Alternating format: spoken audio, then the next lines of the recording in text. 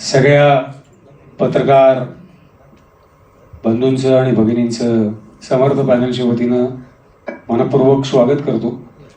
आणि 2016 ते 2026 हा संपूर्ण कालावधी अखिल भारतीय मराठी चित्रपट महामंडळाचे अध्यक्ष मेघराज राजे भोसले यांच्या नेतृत्वात या संपूर्ण संचालक मंडळाने काम पाहिलं आणि ते काम पाहत असताना जवळजवळ 2021 पर्यंत आमचा संपूर्ण 5 वर्षाचा कालावधी हा संपला आणि त्याच्यानंतर 2 वर्ष कोविडची आणि त्याच्यानंतर कोल्हापूरच्या आमच्या सहकारी जे सभासद आहेत त्यांच्याकडनं आम्हाला वारंवार ज्या कोर्ट कचेऱ्या करायला लागल्या आणि त्या कोर्ट कचेऱ्यांमुळे ही निवडणूक लांबत गेली आणि आत्तासुद्धा जवळजवळ 17,500 मतदारांना मतदानाच्या अधिकारापासून वंचित ठेवण्याचा जो डाव होता तो आमचे जे सहकारी कलाकार मित्र आहेत त्यांनी त्या डावामध्ये यश मिळवलं। म्हणून जवळजवळ 17,500 मतदार या निवडणुकीपासून वंचित राहिलेले आहेत। खरं तर ती केस 10 जूनला हायकोर्टामध्ये संपणार होती आणि त्याच्यानंतर तो अधिकार त्या 17,500 मतदारांना मिळणार होता, पण झाल्या त्या गोष्टी झाल्या आणि आता आपण येत्या 7 जूनला आम्ही सगळेजण निवडणुकीला सामोरं जातोय। जसं आता सन्माननीय काझी साहेबांनी सांगितलं की पूर्ण इतक्या वर्षाच्या इतिहासामध्ये संपूर्ण मराठी चित्रपट महामंडळाच्या संपूर्ण इतिहास आपण पाहिला म्हणजे अगदी व्ही शांताराम आणि भालजी पेंढारकर यांच्यापासून ही सुरू झालेली परंपरा, त्याच्यामध्ये पहिल्यांदा अशी गोष्ट झाली जो ऐतिहासिक गोष्ट म्हटलं किंवा सुवर्ण अक्षरांनी लिहिली गेलेली गोष्ट असं म्हटलं तर आमच्या कार्यकाळामध्ये चित्रपट महामंडळाच्या स्वतःच्या 3 वास्तू झाल्या आणि त्याही करोडो रुपयाच्या। मुंबईमध्ये आपण एक सरकारने दिलेली जागा होती, त्या जागेमध्ये आपण महामंडळाचं ऑफिस चालवत होतो। दरवर्षी धाकधूक असायची की यावर्षी आपलं रिन्यू करून मिळतंय की नाही, डोक्यावर आपल्याला छप्पर असणार की नाही, म्हणून मग मुंबईमध्ये सगळ्यांना सेंटर पडेल अशा अंधेरी या ठिकाणी जवळजवळ 2.5 ते 3 कोटीची वास्तू आपण अंधेरीमध्ये महामंडळाच्या नावावरती विकत घेतली। चित्रपट महामंडळाच्या मुख्य कार्यालय कोल्हापूरमध्ये एक जे आहे त्याच्यापेक्षाही मोठं कार्यालय चित्रपट महामंडळाला मिळावं आणि त्याच्यासाठी मुख्य कार्यालय न विकता चित्रपट महामंडळाचं कोल्हापूर मधलं जवळजवळ 2,000 ते 3,000 स्क्वेअर फीटचं ऑफिस आपण कोल्हापूर स्टेशनच्या अगदी समोर ते आपण ऑफिस घेतलं जेणेकरून सगळ्यांना मध्यवर्ती कार्यालय जवळ पडलं पाहिजे। पुण्यामध्ये चित्रपट महामंडळाचं स्वतःचं कार्यालय नव्हतं, ते आपण स्वतःच्या मालकीचं घेतलं म्हणजे ज्या काही आम्ही जेव्हा कारभार हातात घेतला तेव्हा साधारणतः 2 ते 2.5 कोटीच्या ठेवी होत्या, बरोबर ना। आणि त्याच्यानंतर जेव्हा मेघराजी भोसले नेतृत्व करत होते 2-2.5 वर्षातच जवळजवळ आपण 8 कोटी रुपयापर्यंतची मजल मांडली। तर हे सगळं श्रेय जे जातं ते हे संपूर्ण त्या संचालक मंडळाला जातं आणि त्यांनी तो धाडसी निर्णय घेतला म्हणून चित्रपट महामंडळाच्या एवढ्या मोठ्या वास्तू झाल्या।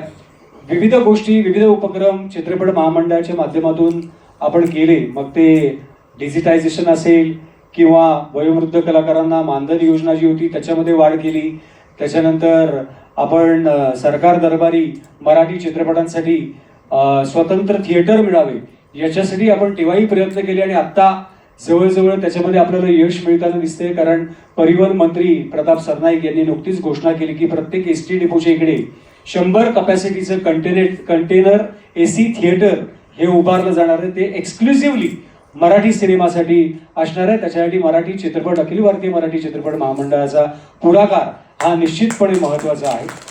त्याचबरोबर महानगरपालिकेमध्ये जर का आता आपण अर्थसंकल्पीय अधिवेशन बघितलं असेल तर त्या अर्थसंकल्पीय अधिवेशनामध्ये सुद्धा एक प्रस्ताव ठेवण्यात आला की मुंबई महानगरपालिकेच्या वतीनं मराठी चित्रपटांसाठी स्वतंत्र थिएटर उभारली जाणार आहे।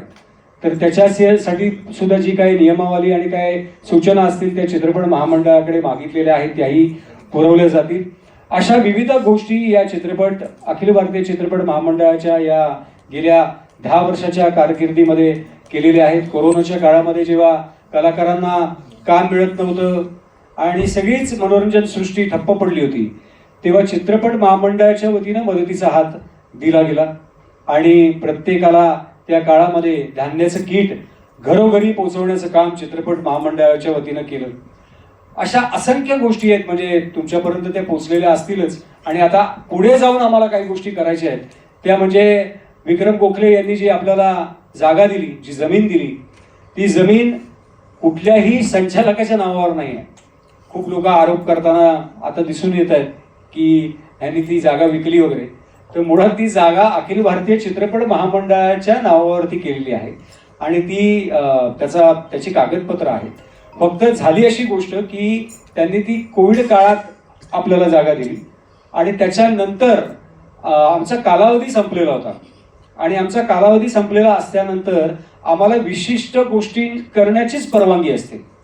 म्हणजे कामगारांचं वेतन असेल, ऑफिसचं लाईट बिल असेल किंवा एखादी वैद्यकीय मदत असेल, या सगळ्या गोष्टी चित्रपट महामंडळाचे संचालक करू शकतात.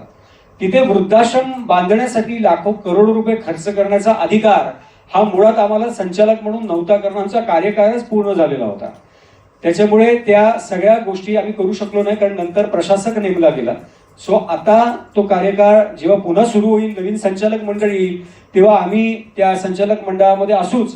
त्यामुळे त्या बाबतीत ज्या काही घोषणा आहेत किंवा त्या गोष्टी ज्या काही करायच्या आहेत, ती जी काही कुदळ मारायची आहे, ती मला वाटतं शिंदेसाहेब, आनंद शिंदेसाहेब स्वतःच्या हातानेच मारतील आणि मग ते वृद्धाश्रमाचं काम सुरू होईल अशी ग्वाही मी देतो. आणि मला असं वाटतं की खूप काही गोष्टी करायच्या आहेत. तर सगळंच मी न बोलता अध्यक्ष मेघराज राजे भोसले यांनी सुद्धा विस्तृतपणे याविषयी माहिती द्यावी अशी मी त्यांना विनंती करतो.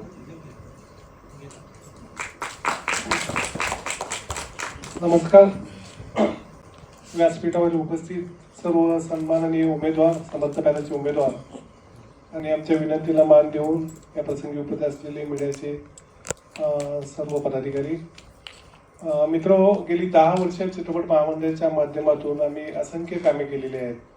सातत्याने पहिल्या 4 वर्षातच फार मोठी भरीव अशी कामं केलेली आहेत.